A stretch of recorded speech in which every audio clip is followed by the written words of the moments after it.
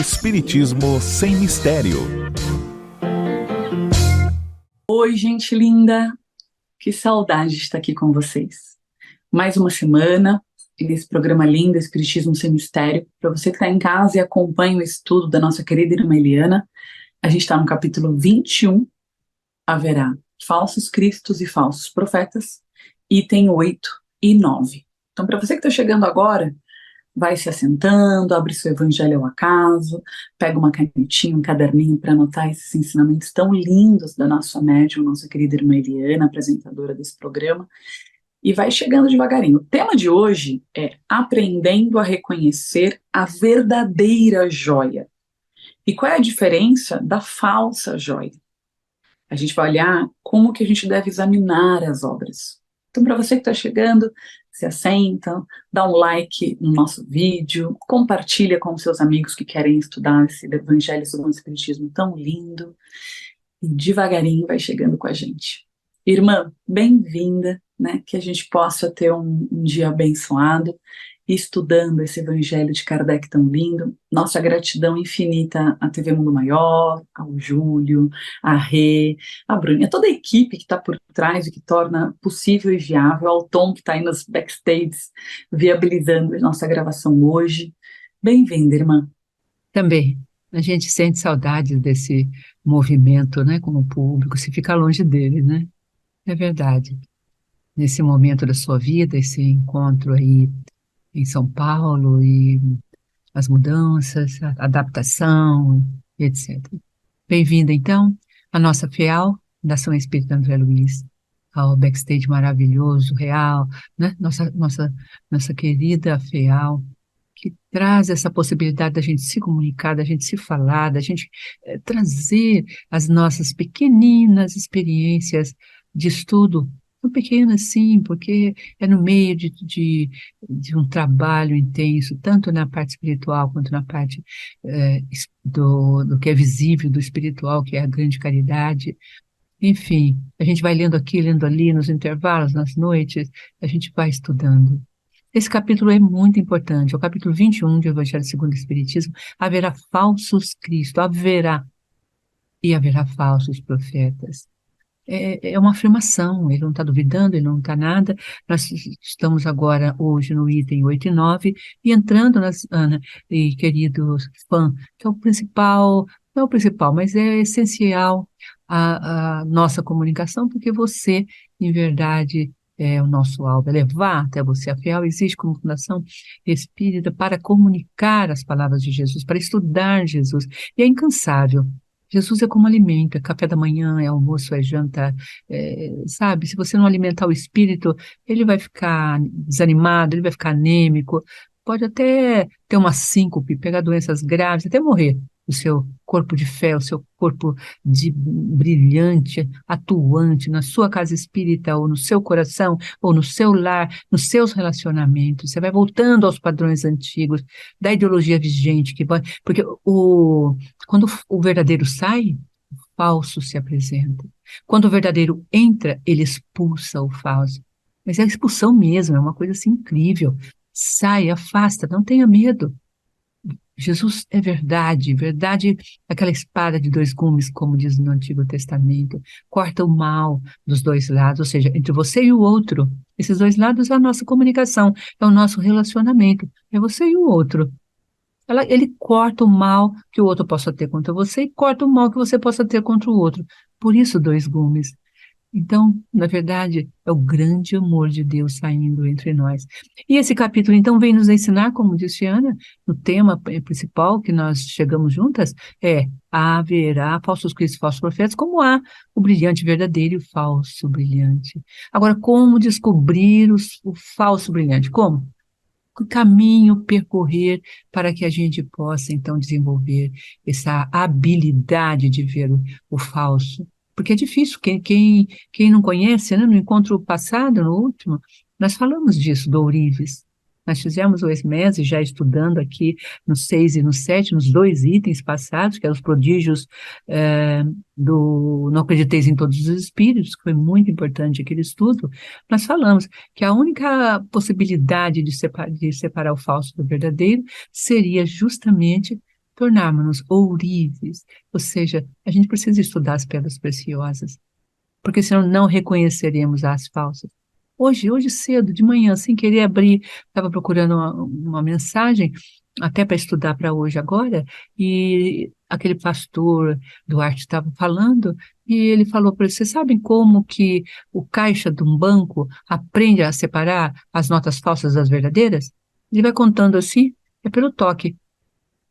Ele toca na nota, ele sabe que é falso, mas sabe como ele aprende isso? Aí todo mundo fez silêncio, ele falou, no começo, o banco só dá notas verdadeiras para ele. Ele só aprende a mexer com notas verdadeiras. Aí, quando chega a falsa, ele tem o tato da verdadeira nota. E esse tato faz, ele nem pensa, ele nem elabora. Porque ele tem uma sensação do verdadeiro. O ourives é isto. Como é que o ourives pega aquilo, põe aquela lunetinha, né? E tem ourives que não, ele só pega a pedra, essa é falsa. Faz assim com a mão, se sente. É um peso de milímetros, de miligramas pequeno, mas ele sabe, porque ele aprendeu com o verdadeiro. A gente vem de uma cultura de falsa ideologia, uma cultura do ter, não é do ser. Quando você é criado fora do mundo de Deus, as verdades ficam dúbias. E você trabalha com falsos profetas o tempo todo. No seu lar tem falsos profetas. Aquele pai, aquela mãe que fala, né? Manda dizer que eu não estou. Acabou, a criança, não, papai mandou dizer que você não está. Às vezes até apanha porque falou a verdade. Não é expôs o pai, mas o pai está lá, a mãe está lá. Enfim, a gente então não é educado para a verdade. Nós não temos uma política educacional, uma pedagogia educacional da verdade. Sabe aquela coisa singela, aquela coisa forte. Então eu não sei como eu não aprendi com as, as notas verdadeiras, quando chega as falsas eu confundo com as verdadeiras. Mas o caixa do banco não faz isso, porque ele aprendeu primeiro com as verdadeiras. Olha que lindo! E eu estava justamente pensando, porque ficou do encontro passado a coisa do Eurípides, da joia, do falso. Quer dizer, como que eu tenho que conviver com a joia verdadeira? Esse é o programa Caminhando com Jesus. Nós fazemos ele para isso, para te dar a verdade, para a gente poder, você se habilitar em reconhecer o falso. Vamos à leitura, então, do item? É muito importante a leitura desse item inteiro, por parágrafos. E Ana já está anotando, eu vi ali do outro lado, e eu sei que ela estuda junto com a gente, e ela vai trazer comentários muito lindos. Até já. Oi, gente linda. Tô aqui anotando mesmo. Nossa, muito aprendizado. Os falsos profetas. Luiz Bordeaux, 1863. Se vos disserem, o Cristo está aqui, não vades. Ao contrário, ficai atentos, pois os falsos profetas são numerosos. Não vedes que as folhas da figueira começam a embranquecer os brotos numerosos, esperando a época da floração? E o Cristo não vos disse, reconhecerá a árvore pelo bom fruto? Se os frutos são amargos, considera-os a árvore má, mas se são doces, ela é saudável. E dizeis, nada que seja puro pode sair de uma fonte má. É desta forma, meus irmãos, que deveis julgar. São as obras que deveis examinar. Se aqueles que se dizem cobertos pelo poder divino são acompanhados de todas as marcas de uma semelhante missão, quer dizer, se possuem no mais alto grau as virtudes cristãs e eternas, caridade, o amor, a indulgência, a bondade, que conciliam todos os corações, se em apoio às palavras eles juntam os atos, então podeis dizer, estes são realmente enviados de Deus. Ou seja, conhecerás o trabalhador pela tua obra. Vou parar aqui um pouquinho para a gente avaliar Acho que a nossa apresentadora é um ótimo exemplo. O voto de simplicidade, pobreza, as mais de 1.500 crianças cuidadas, assistidas e amadas diariamente nas 3 unidades do educandário, fundadas pela nossa querida irmã Eliana, os mais de 30 anos de casa espírita com uma assiduidade, segundas-feiras, desobsessão, sextas-feiras, psicofonia mediúnica, sala de cura, tratamento, ou seja, todo último domingo de cada mês, a continuidade da distribuição de alimentos. Você olha a obra que a nossa querida irmã Eliana fundou e preside, www.amic.org.br, e fala, o que é a AMIC? A AMIC são as obras da nossa querida irmã Eliana. Qual é o papel do médium? Ela profetiza o que os espíritos de luz compartem com a gente. Por que a casa tem tanta solicitude e tanta busca? Porque as pessoas veem a obra em si acontecer. E aí, fazendo essa pausa, irmã, rapidinho aqui para fazer o link com a senhora, e aí eu continuo lendo, não se preocupe que eu vou ler todo o texto. Quando a senhora coloca, fora do mundo de Deus, as verdades ficam dúbias. É a mesma ideia. Então você olha para o profeta e ele não vive uma verdade divina, tem uma dubidade, tem uma questão para se olhar. Aí você olha uma pessoa verdadeiramente vivendo Cristo, nosso exemplo aqui hoje dado é a nossa querida irmã Eliana, e você fala, poxa, eu quero acreditar nisso, porque eu vejo as obras. E aí o texto segue, né, de Luiz Bordeaux. Mas, olha só, desconfiai das palavras açucaradas, desconfiai dos escribas, como fariseus, que oram nas praças públicas, vestidos de longas túnicas. Desconfiai daqueles que unicamente pretendem ter o monopólio da verdade. A irmã Eliana, ela tem esse lugar aqui com a gente, por isso que eu dei ela de exemplo, de aprender junto, né, de estar disposta a ler, a ouvir, a estudar. Esse é o lugar de nunca verdade absoluta.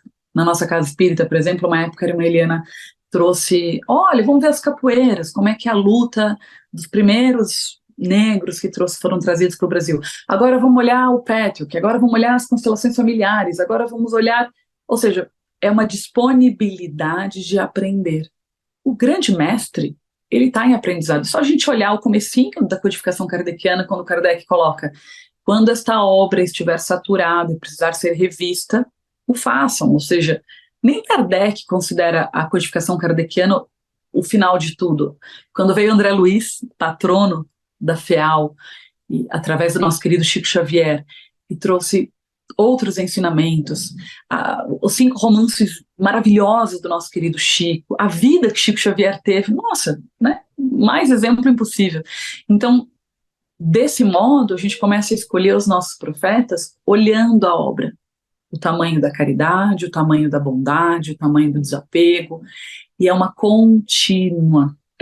continuidade, um perdão real que a pessoa vive dentro dela. Ela olha os outros como sempre um estado de aprendiz, né? A gente falou isso outro dia aqui no nosso programa, ou foi numa live que eu fiz com a irmã e tá lá no YouTube, no Facebook ou no Instagram, não me lembro, em que ela colocou o quanto eu me incomodava, às vezes, com a habilidade dela de esquecer e perdoar. E ela me deu uma resposta que eu até anotei, viu, irmã? A senhora falou assim, não tem a ver com o outro. Eu olho para cada pessoa que passa na minha vida como um aprendizado. Então, aqui nesse parágrafo, que a gente tem que desconfiar daqueles que pretendem o monopólio da verdade, nossa, é exatamente isso. Não existe uma verdade absoluta. E os grandes mestres sabem disso. Jesus olhando para o bom ladrão e dizendo, vem comigo, voltando e beijando Judas. Então, não existe uma verdade absoluta. E aí segue o texto. Não, o Cristo não está entre esses, pois aqueles que ele envia para propagar a sua santa doutrina e regenerar seu povo serão a exemplo do Mestre, mansos e humildes de coração.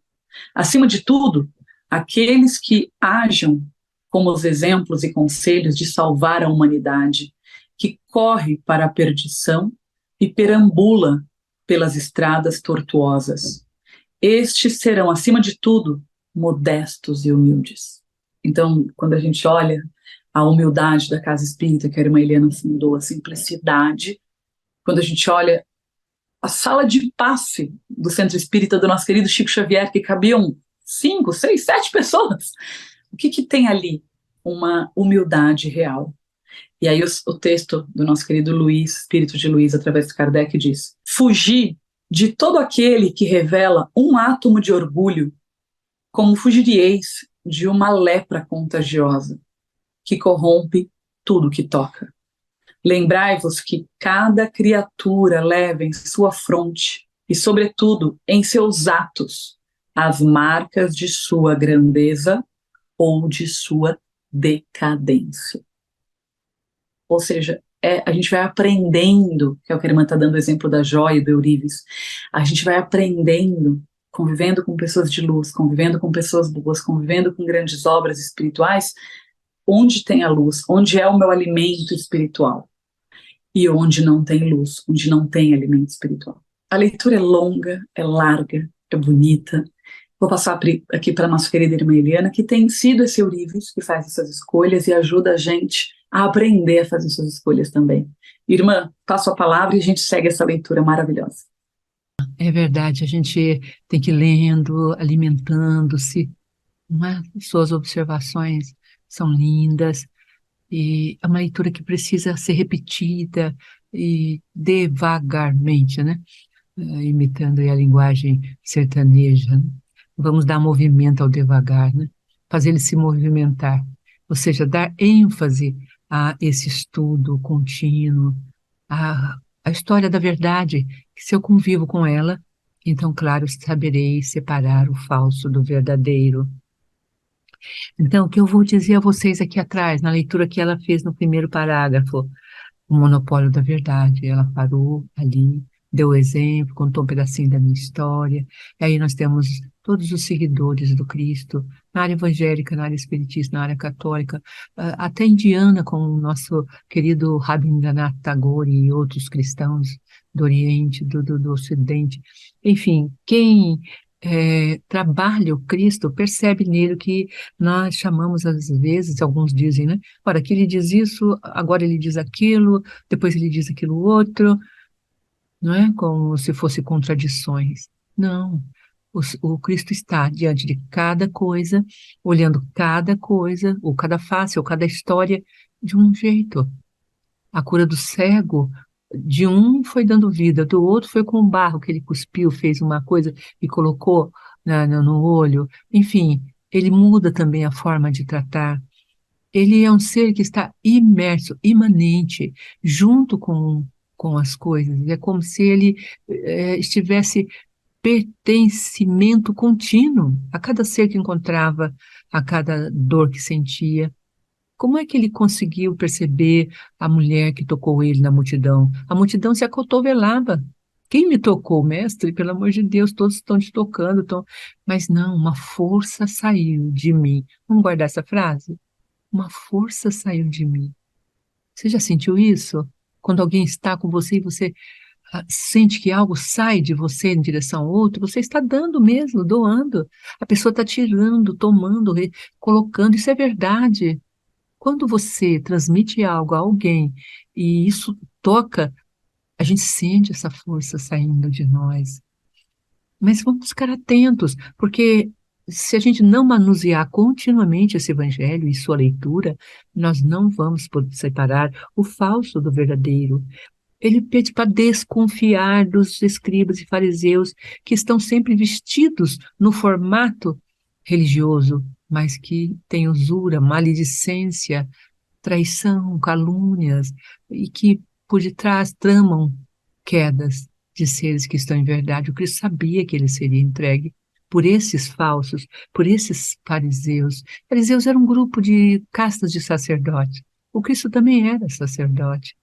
Ele era também um profeta, não é? Muito importante isso. Você precisa perceber aqui trazendo para a reflexão da Ana também, né, e para nós, na mensagem de Luiz, que vai concluir aqui no Erasto, que ele vai falar do livros da verdadeira,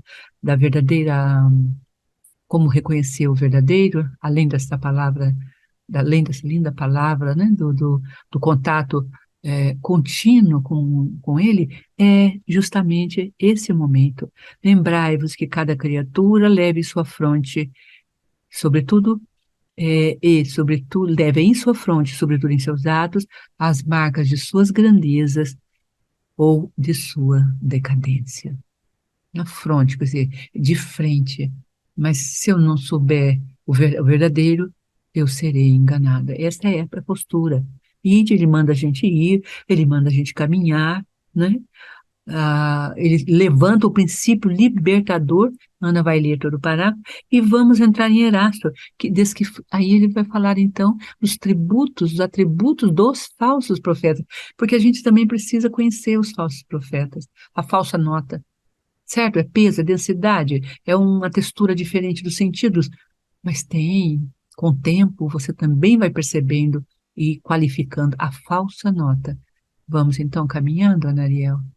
Querida, o texto segue. Ide, portanto, meus filhos, bem amados, caminhai sem tergiversões, sem segundas intenções, pela rota bendita que tomastes. Ide sempre, sem temor. Distanciai-vos corajosamente de tudo o que poderia entravar vossa marcha em direção ao objetivo eterno. Viajores, estarei ainda, por bem, pouco tempo nas trevas, e sofrendo as dores das provações. Se abrirdes vossos corações a esta doce doutrina que vem vos revelar as leis eternas e satisfazer todas as aspirações de vossas almas em relação ao desconhecido. Olha que coisa linda, né? O que ele está colocando aqui é como se a gente fosse viajores eternos, como se a gente estivesse num processo de caminhada nesse planeta escola. E aí eu vou dar um exemplo no finalzinho da leitura desse texto, que eu diria que seria um exercício terapêutico. Quando eu escolho, né, diga com quem andas e saberás quem é, que é esse trecho aqui, escolher com força, se distanciar de tudo que te afasta de Deus. Diga com quem andas e saberás quem é como o seu alimento emocional, é onde eu vibro. Com quem eu vibro? Onde está a minha alegria, minha pulsação? Aí vem o alimento mental, orai e vigiai. Quais são os alimentos que o meu pensar, que o meu contato com o que eu penso, quais são meus pensamentos, com quem eu me conecto? Então eu estou assistindo um programa de tragédia, de enchente, de morte, ou eu estou assistindo TV Mundo Maior, ou eu estou me conectando com as casas André Luiz, ouvindo rádio, uma rádio que fala notícias ruins, ou eu estou ouvindo a rádio Boa Nova, trazendo a Boa Nova. Isso é uma escolha de você. Vou repetir esse parágrafo porque ele é lindo. Ide sempre, sem temor. Distanciai-vos corajosamente de tudo o que poderia entravar vossa marcha em direção ao objetivo eterno, ou seja, tudo aquilo que te afasta de Deus. A gente está aqui nesse planeta escola para aprender a voltar para a pátria espiritual, que é o nosso Pai.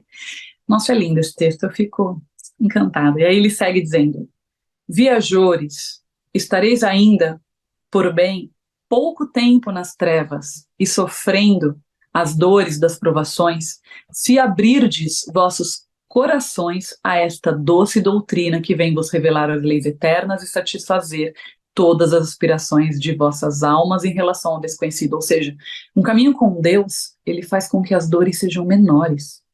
Um caminho com Deus, ele traz a gente para uma vida mais amena, mais leve.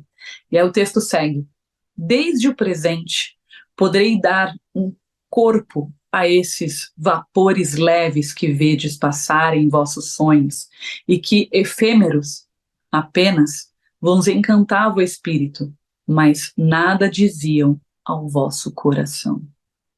Agora, meus amados, a morte desapareceu para dar lugar ao anjo radioso que conheceis, o anjo do reencontro e da reunião. Ou seja, a gente tem agora, com o conhecimento da doutrina espírita, uma revelação importantíssima que é a reencarnação, que a morte é temporária, que eu vou reencontrar as pessoas que eu amo, que eu posso pedir psicografia, que eu posso ter contatos no além com as pessoas amadas, e que isso é um trajeto. E aí ele segue dizendo: agora, vós que bem cumpristes a tarefa imposta pelo Criador, não tendes mais nada a temer da sua justiça, pois ele é Pai e perdoa sempre seus filhos desgarrados que pedem por misericórdia. Continuai, pois, avançai sem cessar, que o alvo seja o do progresso contínuo em todas as coisas, até chegarem a este final feliz, onde vos esperam todos aqueles que vos precederam. Ou seja, todos aqueles que vos precederam. Então, os nossos ancestrais, os nossos pais, as pessoas que a gente ama, eles nos esperam na pátria espiritual.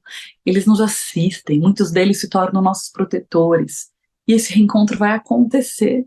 E é libertador para os praticantes, para os frequentadores, para aqueles que acreditam na doutrina espírita, essa resposta. Por isso que ele coloca aqui com tanta beleza: até chegarem a este final feliz, onde vos esperam todos aqueles que vos procederam, ou seja, todos aqueles que encarnaram antes, que tiveram antes aqui entre a gente. Irmã, a partir de agora a gente entraria no caracteres do verdadeiro profeta. A senhora quer fechar mais alguma análise nesse sentido, ou seja, trazer mais alguma reflexão ainda dos falsos profetas? Porque essa frase para mim aqui de ide sempre sem temor e distanciai-vos corajosamente de tudo que poderia entravar a vossa marcha em direção ao objetivo eterno, me traz esse lugar de é preciso coragem para escolher um caminho com Deus, como é preciso coragem para a continuidade da obra. Eu estava num processo terapêutico ontem do Sanação Homens, atendendo 8 homens lindos que estão fazendo trabalho de autoconhecimento, e eu falei para um deles sobre a continuidade, sobre a assiduidade, quando Emmanuel diz, né, disciplina, disciplina e disciplina. Esse lugar aqui, através do texto de Luiz, em Bordeaux, 1863, dos falsos profetas, ou seja, tudo que é falso, tudo que não é de verdade, eu preciso escolher não caminhar desse lugar. Eu gosto de uma imagem que é como se tudo bem a gente se sentir um ET nesse planeta escola, porque muitos de nós já venceu as máscaras, muitos de nós já quer pulsar em verdade, e aí tudo que não é verdadeiro, que é um outro trecho aqui, trazido por Kardec, no Evangelho segundo o Espiritismo, que coloca, você pode até no espírito sentir um ventinho, mas o coração não sente, ou seja, tem um lugar nosso que sabe aqui dentro se está inteiro ou não, que conhece aqui dentro se está em verdade ou não. E é para este lugar que a gente está trabalhando. É isso que fez você hoje escolher apertar no YouTube programas espíritas, falsos profetas. Você está na sua dúvida interna de qual é o seu caminho com Deus. Então, que essa explanação tão linda da nossa querida irmã Eliana possa agregar ao nosso dia. Eu queria ler para vocês, porque a irmã falou muito do ourives, a definição. Ele diz assim: é um artífice, ou seja, um especialista em metais preciosos como ouro, prata. E a segunda definição, que para mim, nossa, a doutrina espírita é essa definição: pessoa que conserta ou vende artigos trabalhados em ouro, prata e joias verdadeiras. Ou seja, o eurives da sua própria alma, para você consertar a sua pureza, para você consertar a parte que você foi ferido, que você foi traído, que você perdeu um ente querido. Neste lugar que a gente está perdido, às vezes a gente não sabe se esse eurives que localiza dentro da alma, qual é a parte que está inteira ainda, onde existe essa pulsação de corajosamente afastar tudo que não é de Deus. E aí vem esse lugar que eu preciso entregar para o eurives as minhas joias e dizer: terapeuta, o que eu tenho de bom e posso melhorar? Médium, O que eu tenho na minha mediunidade, que desenvolvendo a mediunidade aqui na casa espírita, dando passagem para espírito de luz, a espírito em sofrimento, eu posso me sentir mais seguro. Ele me deu esse exemplo esses dias, né? Que estar na casa espírita em contato com o protetor espiritual, ele traz para você uma certeza de que você está sendo um canal de luz. E aí ela citou, e eu anotei as palavras dela, ela diz: só o contato contínuo vai te fazer permanecer na luz. Então, para eu doar luz, palavras de irmã Eliana, isso exige um manejo contínuo da luz. Ou seja, eu preciso me conectar assiduamente, corajosamente. Para isso, eu preciso identificar: eu não estou conseguindo ser o Euríveis de mim. Eu não estou localizando onde eu fui feito a imagem e semelhança de Deus e aqui habita a luz. Então eu busco estar entre aqueles, que é o outro exemplo que ela deu, que o funcionário do banco, quando começa a trabalhar, ele só lida com notas verdadeiras, para quando a nota falsa chegar, ele falar: isso aqui eu sinto aqui no coração, essa nota é falsa. Eu já sei no tato, na diagramatura, na dimensão, tudo, no cheiro, eu já sei. Então, o meu convite para você que está em casa é entrar em contato com esse lugar, reconhecer a parte que a gente não está sabendo ser euríveis de nós mesmos e escolher a nossa autoridade amorosa. A quem eu vou confiar a minha mediunidade? Procure um médium, uma casa espírita, o tamanho da obra que ela vive, e ali você vai encontrar o seu caminho. Procure um terapeuta que faça a reforma, que também viva, e ali você faz o caminho. Procure um personal trainer, que está lá, todo cuidado, malhando, comendo direitinho. Ele faz o caminho, dá vontade de aprender com ele. Esses não são os falsos profetas, né? Sim, Ana, eu acho que eu tenho a dizer aí que esse final feliz é tudo de bom que tem em nossos caminhos, não é? O anjo da reunião. Eu ia falar sobre isso. Vou falar muito simplesmente. Reencontro e reunião. Como quanto quão importante viver pensando: eu vou reencontrar aqueles que eu deixei, aqueles que até estão comigo, guiando-me como tutelares, seres amorosos que nos guiam, mas que estão ausentes, não estão presentes, no visível da nossa amplitude de percepção.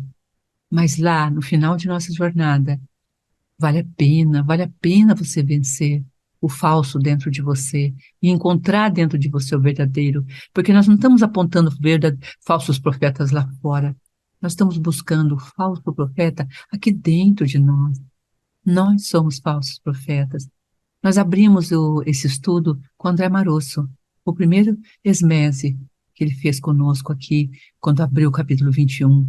E ele foi que deu esse viés dos falsos profetas internos. Dali em diante nós fomos trabalhando essa verdade, Ana. Quão importante localizarmos a nossa falsidade e a nossa verdade. Mas para isso, como você disse, de forma muito boa, eu preciso de alguém que sabe manusear, porque o banco dá para o rapaz, para o caixa, as notas verdadeiras, mas o caixa não sabe que está trabalhando com as notas verdadeiras. Ele pensa que tem falsas no meio das verdadeiras, não só verdadeiras. É uma forma de ajudar aquele caixa a compreender o que é a verdade, é o tempo. Então ele passa um tempo só manuseando o que é verdadeiro. Quando a gente encontra a nota falsa, ele sabe. O grande problema e o dilema cultural que eu queria retocar e retomar, né, diante da sua fala muito bela, é justamente essa. Nós não temos o manuseio da verdadeira nota. Então, como você disse também, vamos começar a ter. Não, não vamos lamentar, não vamos achar que é meu pai, minha mãe, minha avó, meu bisavó, não vamos achar culpado para isso. Se eu realmente precisasse desse manuseio direto, eu teria nascido num lar, que ora desde o meu nascimento. E quantas vezes os falsos profetas estão lá dentro ainda? Existe nosso pai, nossa mãe, nossos avós, existem nossos filhos. Essas são as tendências do nível evolutivo das nossas peregrinações pelas estrelas. E olha isso com naturalidade. Também não é um Deus nos acuda. É como olhar as imperfeições da pedra, como bem disse a definição que você leu do Ourives. Maravilhosa, não é? Ele tira as impurezas que estavam encobrindo o verdadeiro cristal. Ourives é isso. Não é o falso. Ele trabalha o verdadeiro, então ele sabe ver o falso em cima do verdadeiro. Aí ele vai tirando, tirando, tirando, e encontra seu brilho. E aí vem o terapeuta, aí vem o educador, aí vem a Fiel, aí vem a TV Mundo Maior, a rádio maravilhosa, Boa Nova, naquele radinho, você ouvindo. E aí, ora ao Senhor. Talvez hoje terminamos o nosso programa com essa breve oração singela. Senhor, que eu encontre esse ourives, que vai tirar as minhas imperfeições, ou mostrá-las para mim, que também não vai tirar sem a minha permissão. Esse ourives é, como você também disse, Ana, é de si mesmo. Um ourives que fez o caminho vai te ensinar a fazer o caminho. Eram essas as minhas palavras singelas e pedindo a você a leitura, então, de Erasto, que ele possa, pelo menos, a gente fazer aí um resumo. Ele tem, na verdade, dois grandes temas. Nem vou pedir para você ler na íntegra, sabe? Ele tem dois grandes temas, que ele chama de os sinais dos verdadeiros profetas, para desmascarar os falsos. Então, esse é o estudo. O primeiro está no segundo parágrafo de Erasto. Ele fala, eis os seus sinais. Tem aquela música, eu esqueço o nome daquele grande cantor, e lá vem ele, cabelo ao vento, né? É o Seu Valença, eu acho. É lindo, uma música para Jesus. Os seus sinais. Ele tem dois grandes sinais, que é o segundo parágrafo e o terceiro. São, não confia-se o comando de um exército, então. E o segundo, outra consideração a fazer, é que a maior parte dos verdadeiros missionários, a Ana vai ler para nós. Aí chegamos nos impostores, nas inverdades, fechamos o nosso estudo nesse momento, porque a semana que vem teremos Erasto novamente, com a graça do bom Deus. Que lindo texto, irmã.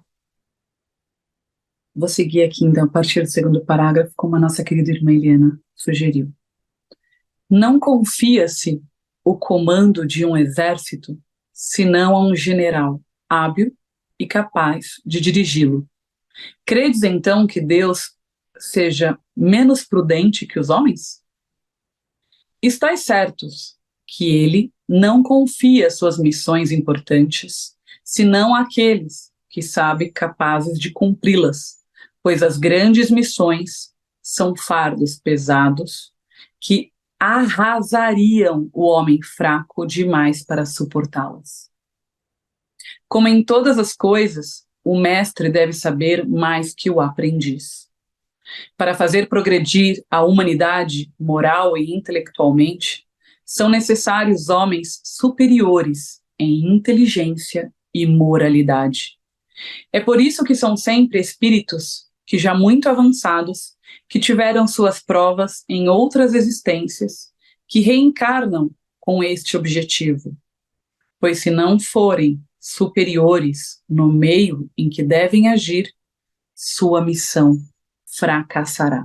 Nossa, que exemplo ótimo, né? Porque a gente está nesse momento de tantas guerras e pensar que Deus, na sua infinita bondade, vai escolher colocar aquele grande líder. Nossa, que exemplo, que general, né?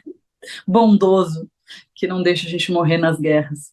E aí, a segunda parte de orientação, ele diz assim, outras considerações a fazer é que a maior parte dos verdadeiros missionários de Deus ignoram-se a si mesmos, cumprem aquilo para o qual foram chamados pela força da sua personalidade, secundados pelo poder oculto que os inspira e dirige inconscientemente, mas sem desejo premeditado. Numa palavra, os verdadeiros profetas se revelam pelos seus atos, fazem-se descobrir, enquanto que os falsos profetas se apresentam como enviados de Deus. Vou repetir, tá? Numa palavra, os verdadeiros profetas se revelam, olha que lindo, pelos seus atos, e eles se fazem descobrir, ou seja, é a gente que tem que procurar muito para encontrar os grandes profetas. Enquanto que os falsos, esses sim, se apresentam como enviados de Deus. Eu, enviado de Deus. O verdadeiro profeta, não. Nossa, que lindo, irmã. É bem isso, né? Que a gente possa passar a palavra de volta para a nossa querida irmã Eliana, para ela fazer a oração final. e que a gente possa refletir sobre isso, né, do quanto o verdadeiro profeta, ele não tem essa necessidade de ser visto, de falar de si mesmo, e muito menos vai dizer que é enviado de Deus, né, irmã? Seguindo na leitura desse segundo parágrafo que foi pedido pela nossa querida irmã Eliana, ela diz, Erastos, né, espírito de Erastos em Paris, 1862, ele segue dizendo, o primeiro, ou seja, o profeta verdadeiro, o primeiro, ele é humilde e modesto. O segundo é orgulhoso e cheio de si. Fala com impostura e, como todos os mentirosos, parece sempre temer que nele não acreditem. Vou repetir, para quem está aí em busca de um grande Euríveis para trabalhar sua alma. Busque um Euríveis, por assim dizer, que tenha humildade e seja modesto. O segundo, que é orgulhoso e cheio de si, vai transparecer esse medo que eles vão ter que nele não acreditem. O que eu quero dizer com isso? Né, refletindo aqui sobre essa comparação linda que a irmã trouxe do Euríveis. Né? O Euríveis interior deveria, pensando que nós somos feitos à imagem e semelhança de Deus, ter essa habilidade, essa capacidade de reconhecer. Eu e o Pai somos um, quem ao meu redor está conectado com Deus. Mas as encarnações, as tendências e reminiscências de vidas pregressas, às vezes nos afastam desses olhos de ver. Por isso que Jesus diz, né? Olhos de ver, ouvidos de ouvir. Então, deste lugar, enquanto os nossos olhos estão cegos, os nossos ouvidos estão surdos, como eu encontro um bom Euríveis? Eu vou procurar um terapeuta modesto e humilde. Eu vou procurar o médium de uma casa modesta e humilde. Eu vou procurar o tamanho da obra feita por esse terapeuta e o resultado com esses pacientes. Eu vou procurar uma mediunidade ou uma casa espírita, que é o nosso caso da nossa querida irmã Eliana, que as obras falam por si só. Só aí é como um filtro que você coloca as pedras, as preciosas, e tudo que for areia e que não for verdade se dissolve. E os diamantes, sejam eles brutos ou prontos, eles ficam em cima. Então, eu queria deixar para você que está em casa esse convite de buscar o seu Euríveis interno. A irmã Eliana usou uma expressão que eu gostei muito, aonde eu preciso do Euríveis externo para tirar o falso sob mim, ou seja, a parte falsa, que eu mesmo, com vergonha de dizer, ali eu não sou ouro, ali é latão, aqui eu não sou brilhante, aqui eu sou vidro. Mas eu posso amar um vidro sabendo que ele corta, mas se ele se quebra, você fala, poxa, era vidro e se quebrou, como diz a música antiga popular. Então, dentro dessa imagem tão linda, tão preciosa, que a gente possa, nesse instante, pedir para a espiritualidade amiga, Deus, onde eu estou sendo vidro e vendendo diamante? Onde eu sou um latão simples e estou vendendo para os outros ouro e prata? Deus, tira de mim esse lugar falso. Coloca no meu caminho um Euríveis verdadeiro que me diga, aqui você está no orgulho, aqui você está na vaidade, aqui você está na soberba. Coloca no meu caminho, Senhor, as respostas que eu preciso para esse meu Euríveis interior. E até que eu esteja pronto, pessoas, médiums, para fazerem esse papel no meu caminho.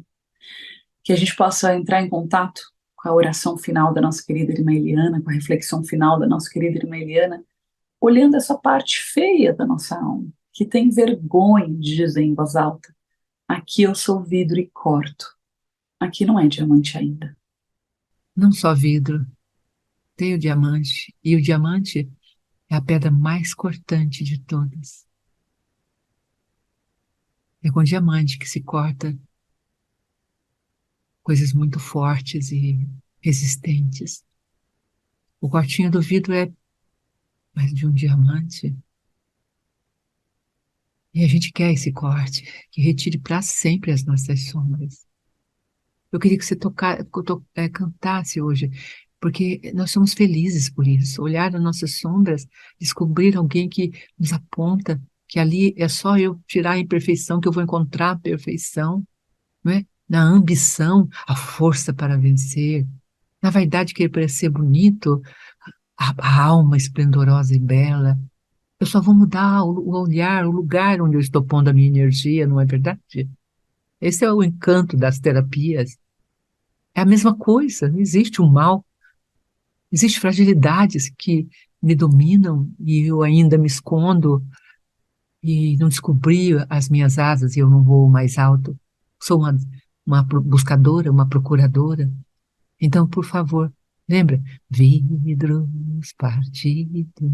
Um pedacinho. Deus não é pedaço. Vidro partido, vaso quebrado, pedaços, pedaços, pedaços, pedaços, noite escura, véu que não deixa ver o amanhecer,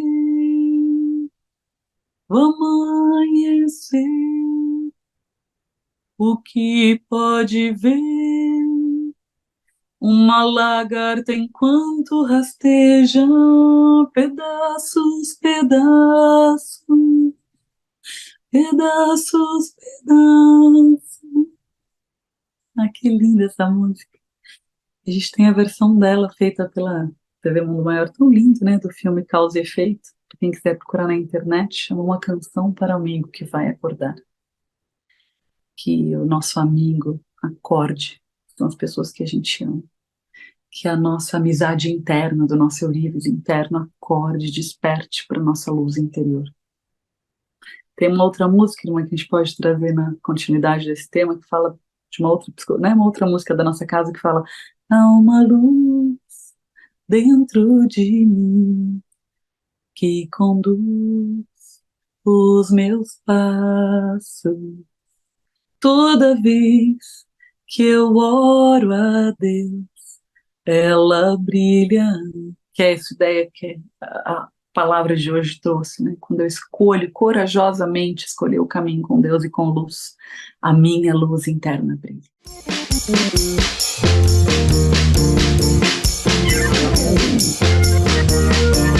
Termina aqui. Espiritismo sem mistério.